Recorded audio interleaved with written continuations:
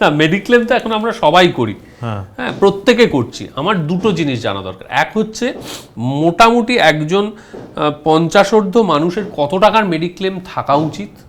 শোন, কত টাকার মেডিক্লেম থাকা উচিত এটার উত্তর এই কোভিড আসার পর আমি দিতে পারি না।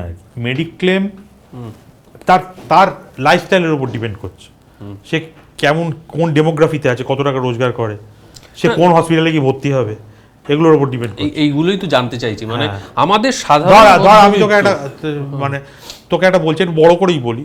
ধর কেউ একটা হসপিটালে ভর্তি হবে, ঢাকুরিয়ার পাশে একটা বড় হসপিটাল আছে, সেখানে গিয়ে ভর্তি হবে, বুঝতে পারছি, তার অন্তত 10 লাখ টাকার মেডিক্লেম থাকা উচিত। এবং শুধু তাই নয়, তার উপর টপ আপ নেওয়া উচিত। টপ আপ হয় 30 লাখ টাকা, আরও 1 কোটি টাকা, 50 লাখ টাকা।